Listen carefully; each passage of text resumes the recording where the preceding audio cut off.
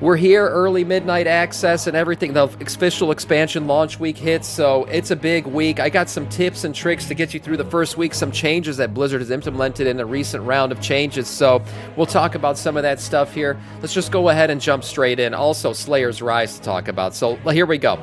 If you want some trolleys, trolley little snacks are back with their worm pet award. So trolley, if you don't know, the little gummy worms that are probably filled with tons of food poisoning that'll kill you, but taste absolutely great. If you want one and you want a little pet to go with it, they're back. They're doing the little worm pet again, and they've done this before, but now we have like an up-res version of the pet.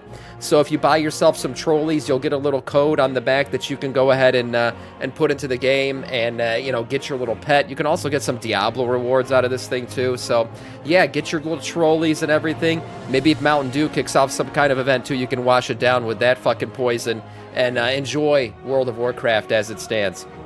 Also, we all have a bunch of hotfixes coming in that have changed a few things in WoW, so I wanted to go through those and kind of level set with you guys here. Valeera's level cap has been implemented, that's right, so a few changes here with some classes, little bug fixes and stuff, but the main thing out of these patch notes is Valeera's maximum level has been set to 45. That's right, you delvers out there have been absolutely diving deep into delves recently. Blizzard noticed and they had to slow you guys down. The Gregs of accounting out there absolutely running this shit nonstop.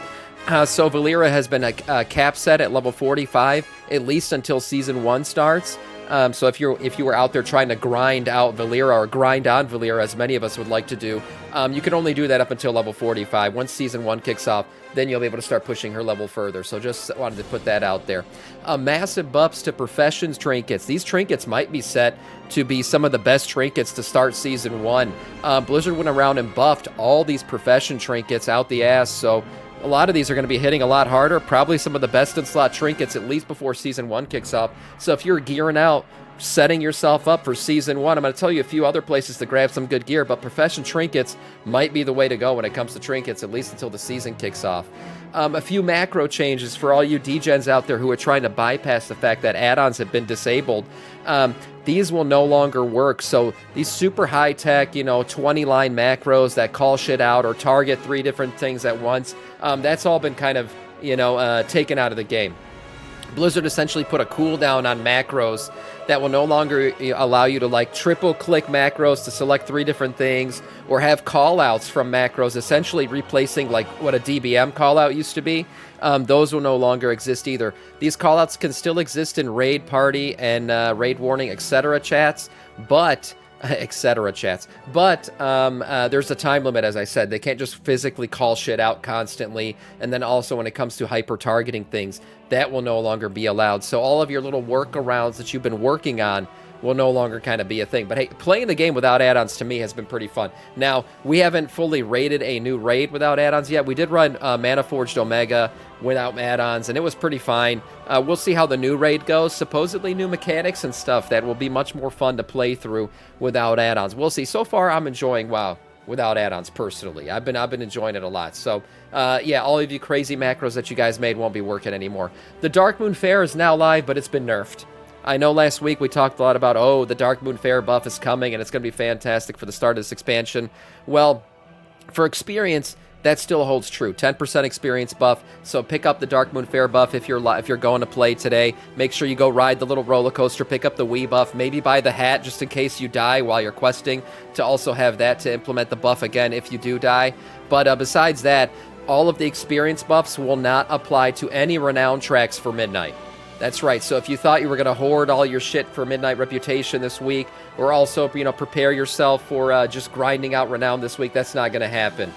So it's not going to work out. As a man of the people, I feel bad that I told the people this was going to work, but it's not my fault. I didn't see this coming, okay? I didn't see it coming. So I had to report it out. I'll report out my mistakes, and this is one of them. I told you guys the experience buff was coming this week. It's not going to happen. So Blizzard nerfed that shit. Still go for the experience, but otherwise not worth getting if you've already hit cap level. Bonus knowledge panes. That's right. For launch week, if you points, I should say, bonus knowledge points for the first week of Midnight's launch. You know, people with early access kind of got ahead on professions, maybe. Well, Blizzard wants to make up for that. So anybody who is now joining the expansion with all the other peasants out there who didn't buy the Epic Edition, you guys will get profession bonuses. So for the first, at least from March 3rd to the 10th, knowledge early access for the first 2 weeks of knowledge will be granted to players with activities for crafting, treasure drops, patrons, and that during that first week of Midnight, you'll get extra, okay? There'll be extra knowledge gains, so you'll be getting more knowledge here, you know, trying to catch up on professions for people who already got far ahead on those things. So there you go, Blizzard kind of making up for the fact that early access did in fact exist. Also, fast travel to Silvermoon. You know, typically you set your Hearthstone to Silvermoon to start out an expansion or whatever the hub city might be. It might not be the right choice this time around. Once you complete the Erator questline, you will receive the personal key to the Arcantina.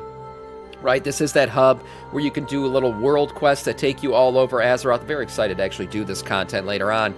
But this thing only has a 1 minute 30-second cooldown and actually teleports you to Silvermoon, right? You walk out the front door, you're back in the Portal Moon at Silvermoon. So maybe setting your Hearthstone somewhere else will make sense because we essentially have a Hearthstone back to the hub city here that only has a 1 minute and 30-second cooldown. So there's really no reason to set your current Hearthstone back to Silvermoon. You could set it to one of the other hub cities. I mean, this thing takes you to the Portal Room, so essentially you could set your Hearthstone to wherever the hell you want. Maybe if you're still leveling, might be a good idea to set it back to whatever campsites you're currently at. But yeah, having this thing, once you've completed Erator's journey, I almost died there, will get you back to your hub city real quick. So that's a good one. Yeah, don't waste your stone, exactly. This is a good one, but again, you got to complete Erator's journey. So if you're selecting which quest line to pick up after you complete kind of that intro one, doing Erator's journey first might be the best choice out of those. Yeah, it's awesome. I can't wait to get through it.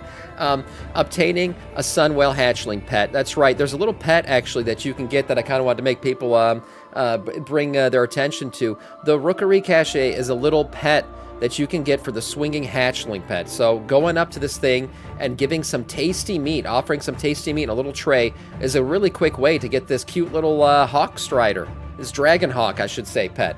So a little dragon hawk pet, real easy to get if you guys want to get it. There's some directions on how exactly to get this thing, but it essentially exists up in a little nest at the very top of Silvermoon. You can go, as I said before, offer some meat up, and not your own meat. Don't do that. That's fucking weird. Don't be feeding your own meat to your pets, but buying some meat, feeding it to them will get you this little pet here. So there you go. Nice little tip from Samiccus. Just a tip, of course. What's up, Habibi? How's it going? How's it going out there? Besides that, frog farming is a thing. That's right, frog farming has returned, and for anybody out there who's currently doing professions, the frog farm is the way to go, at least for skinning. So this frog farm will not be a place to grind out XP. It's not optimal for that, so don't go right now killing these frogs for the sake of leveling up. But it is optimal for any skinners out there. That's right. So if you've played Mop Remix or Legion Remix, you'll remember frog farming. But essentially, it's a place where hyper spawning occurs, where these frogs continually spawn up really quick. So if you want to go get these things, there's a hyper spawn of the Glooming Toad just south of Silvermoon, a little spot in the map here. You can see it. You can also click the link down below this video to find this actual spot. But at Slither Whisper Pond, okay, you skin these things constantly. Just kill them and skin them, and then post the skinning shit on the auction house. Right now, the Void Tempered Leather, which is what you can skin off of these things, sells for 36 to 74 gold.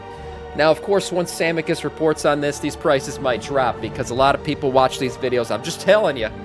And so this price might start dropping because there's going to be so many of these posted on the auction house. But at least right now, this is a really good way to make some quick gold, for sure. So if you've hit level cap, you feel like there's nothing else to do, go ahead and fuck up these frogs real quick and get yourself some skinning and post that shit on the auction house. Other than that, there is a bugged event. Don't go do this event, okay? The Abundance event. That's right, out in Harndar. This is a world event that you can do where you contribute some of this shit to these Loas, okay? And when you do that, you're supposed to like build up this rev to get further in the quest line. Evidently, this shit's not working. It's called Abundant Offsprings. You're supposed to offer this shit up. Don't do it. You're gonna waste your shit. Okay, hold off on this maybe until the reset this week when it's finally fixed. But this no longer will work. Okay, so don't bother with this event. Don't waste your fucking resources on this event. I'm sure it'll be fixed soon. But yeah, don't talk to the beaver.